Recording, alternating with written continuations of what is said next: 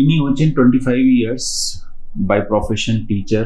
Owner grade 6 to 7, এখন দেখছি যে প্রায় 7, একটু মাথা নিচে করুন, এখন দেখছি এই পয়েন্ট অবধি চলে এসছে। আর যদি আমরা সাইডটা দেখি তো এখানে অবধি, তো এটা প্রায় গ্রেড 7, মানে 6 to 7 দিকটা চলে গেছে। এখানে কেন কি কিছুটা চুল আছে, সেই জন্য 6 or 7 এর মধ্যে ভেরিয়েশন, কিন্তু অ্যাকচুয়ালি ইট ইজ 7। আপনি দুটো আইব্রো তুলুন। আমার ফার্স্ট কাজ হচ্ছে মানে হেয়ার লাইন ড্র করাটা, তো বাস ছেড়ে দিন। তো হেয়ার লাইনের মধ্যে একটা খুব ভালো জিনিসটা আছে কি, মানে এটা টোটালি এসিমেট্রিক্যাল আর জিগজ্যাগ প্যাটার্নের মধ্যে থাকে, প্লাস রাইট লেফট এর মধ্যে হাইট সিমেট্রি সব কিছু ডিফারেন্স থাকে, প্লাস এমন একটা জিনিসটা আসে যেতে কি 100% ন্যাচারাল মনে হয়। তো ওটাই মেন টার্গেট, কি কিভাবে ওরকে 100% এর মতন মানে হেয়ার লাইনটা ন্যাচারাল লুকের মধ্যে নিয়ে আসতে পারবো, সেটাই হচ্ছে মেইন কথা।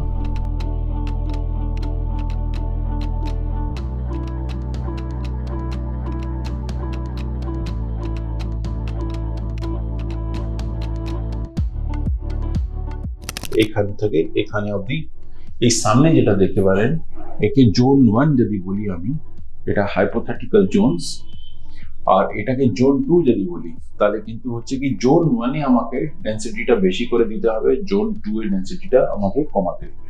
প্রবলেমটা হচ্ছে কি যে টাইমে বার্ডনেস এন্ড্রোজেনিক অ্যালোপেশিয়া গ্রেড 3 ক্রস করে 4 এর মধ্যে আসছে, ততক্ষণ অবধি আমাদের ভালো একটা মানে ডোনারের মধ্যে তো গ্রাফট পাওয়া যায়, প্লাস রেসিপিয়েন্টে কিছুটা থাকে, তো সেই অনুযায়ী মানে we can provide the means full kind of results.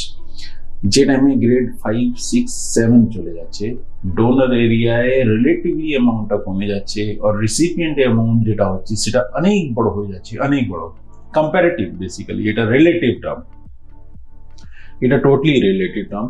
তো সেই অনুযায়ী কিন্তু আমাকে ওই জিনিসটা ম্যানেজ করতে হবে কি ডোনারটাও মানে বেঁচে থাকে আর আমরা রিসিপিয়েন্টটাও লাগাতে পারি, সেই অনুযায়ী আমাকে ড্রয়িং করতে হবে, আর সেই রিয়েলিস্টিক অ্যাটিটিউডটা নিয়ে আসতে হবে। এই রিয়েলিস্টিক অ্যাটিটিউডের মধ্যে আমি ডোনারটাও ভালো রাখবো, আর রিসিপিয়েন্টের মধ্যে যদি সামনে আমি ডেন্সিটিটা ভালো করব আর একটু পিছনে একটু কম করব, তাহলে কিন্তু রিলেটিভলি আমি মানে সবইকে জাস্টিফাই করতে পারবো। জাস্টিফাই মিনস রেসিপিয়েন্টও জাস্টিফাই থাকবে আর ডোনারটাও জাস্টিফাই থাকবে, যেতে রেজাল্টটাও আসে, উনিও হ্যাপি হন, প্লাস সেফ মধ্যে থাকে।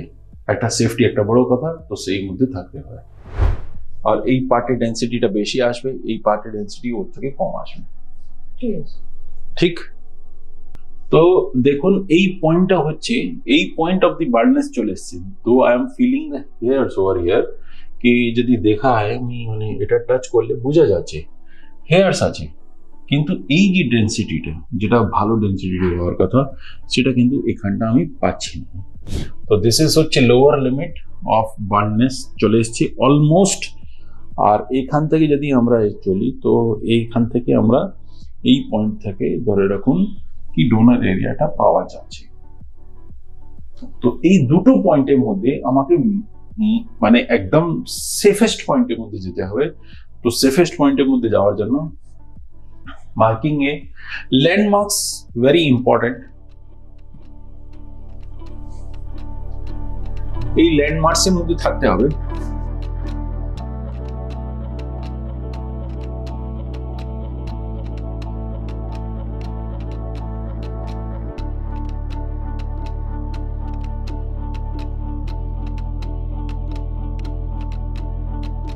এই টোটাল এরিয়া মার্কিং হয়ে গেছে।